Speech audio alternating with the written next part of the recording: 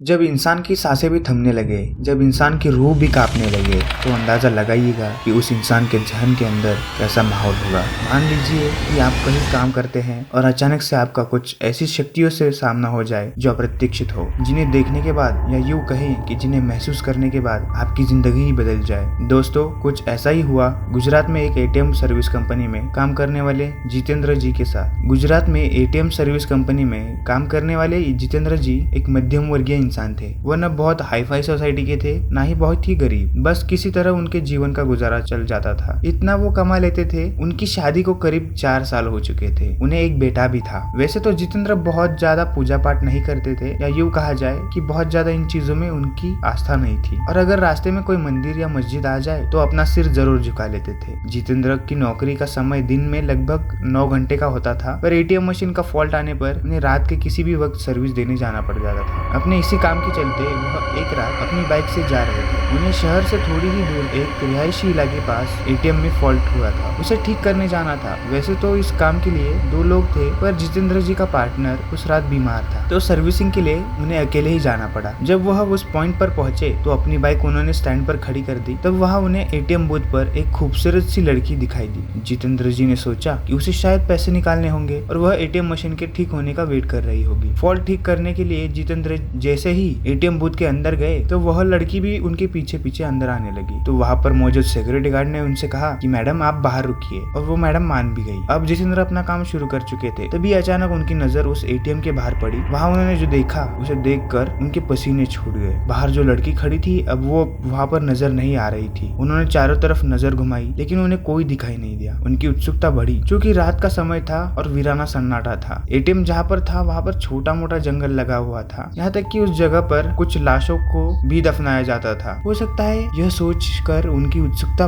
और भी बढ़ गई। उन्होंने दरवाजे से बाहर झांक करके देखा तो उनके रगों में बहता खून ही बर्फ सा बन गया, क्योंकि बाहर खड़ी लड़की का चेहरा बुरी तरीके से बिगड़ा हुआ था, और वो एटीएम गार्ड का सर अपने हाथ में लिए खड़ी हुई थी, और वह जितेंद्र जी के और घूर घूर कर देख रही थी। यह सब देखकर जितेंद्र जी का दिल बेतहाशा तेजी से धड़कने लगा। उन्होंने वहां से नजर हटा ली और सोचा कि हो सकता है ये इनका भ्रम हो। वो ये सब सोच ही रहे थे कि तभी अचानक उनके सीनियर का फोन बज उठा। वो फोन वहाँ का फॉल्ट जल्दी ठीक करने के लिए था। कांपते कांपते जितेंद्र जी फिर से काम पर लग गए। थोड़ी ही देर में उन्होंने एटीएम मशीन ठीक कर ली। इस बार एटीएम बूथ के बाहर देखने पर सब नॉर्मल लग रहा था। वह लड़की भी वहाँ खड़ी थी और एटीएम बूथ का गार्ड भी उसके पास आराम से खड़ा था। जितेंद्र जी ने सोचा कि पहले जो भी देखा होगा वह सब उसका भ्रम होगा। वह काम निपटाकर सीधा अपनी बाइक की ओर दौड़ा, और जाने से पहले उसने एक बार फिर एटीएम बूथ पर नजर डाली। तब एक बार फिर से उसका दिल दहल गया। एक बार फिर बाहर खड़ी लड़की एटीएम गार्ड का सर अपने हाथ में लिए खड़ी हुई थी। इस भयानक नजारे को देखकर जितेंद्र जी बहुत बुरी तरह से डर गए और वहां से भागने की कोशिश करने लगे हैं। वापस लौटते वक्त भी उन्हें बार बार यह आभास हो रहा था कि उनकी बाइक के साथ कोई ना कोई तो चल रहा है। वे घबराए हुए बाइक चलाए जा रहे थे। न जाने कैसे अचानक ही उनकी बाइक बंद हो गई और ठीक एक बरगद के पेड़ के पास जाकर रुकी। जितेंद्र जी को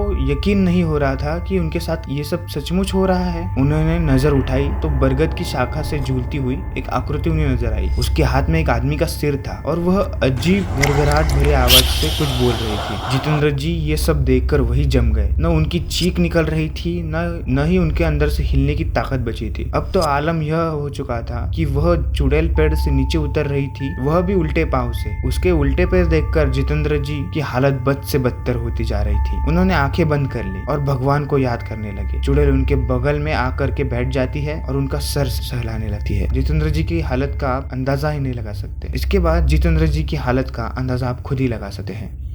सामान्यतः तो इंसान इस हालत में शायद हार्ट अटैक से ही मर जाएगा, लेकिन जितेंद्र जी उस समय लगभग बेहोशी की अवस्था में चले गए थे। करीब 2 घंटे बाद जब उन्हें होश आया तो उन्होंने देखा कि उनके सर पर बाल ही नहीं थे। उन्हें अपनी हालत देख करके खुद पर तरस आ रहा था और डर भी विकराल रूप से लग रहा था। अब तो रात बहुत ज्यादा हो चुकी थी। उन्होंने दोबारा से गाड़ी को स्टार्ट किया, लेकिन जैसे ही बाइक स्टार्ट हुई और उन्होंने बाइक को आगे बढ़ाया, वैसे ही उन्हें साफ साफ महसूस हुआ कि कोई पीछे उनकी गाड़ी पर बैठा है। कोई दिख तो नहीं रहा था, लेकिन उन्हें दोबारा से साफ साफ एहसास हुआ कि किसी ने उनके कंधे पर हाथ रखा है। वो वहीं पर हड़बड़ाकर ही गिर पड़े और वहीं पर बेहोश हो गए। और उन्हें जब होश आया तो वे हॉस्पिटल में थे। कुछ स्थानीय लोगों ने उन्हें बेहोश पड़ा देकर हॉस्पिटल पहुंचा दिया था। इस घटना के कई महीने बाद तक जितेंद्र जी हॉस्पिटल में रहे। उन्हें कई महीने तक होश होश नहीं आया। कई महीने बाद जाकर उन्हें होश आया। इसके बाद धीरे धीरे करके वह सामान्य हो गए। लेकिन जिस दिन वो हॉस्पिटल को छोड़े उसके बाद उस जगह को छोड़ दिया और दूसरी जगह आकर बस गए। डर इतनी बुरी चीज होती है कि जो इंसान को बर्बाद करने में वक्त भी नहीं लगाती। उन्होंने बाद में ये पता करने की कोशिश भी नहीं की कि आखिर उनके साथ ऐसा क्यों हुआ और आखिरकार वो चुड़ैल कौन थी। लेकिन इन 4-5 दिनों में उनके भाई को कुछ ऐसी चीजें पता चली जो उनके भाई को भी डराने के लिए काफी थे। उन्हें पता चला कि जितेंद्र जी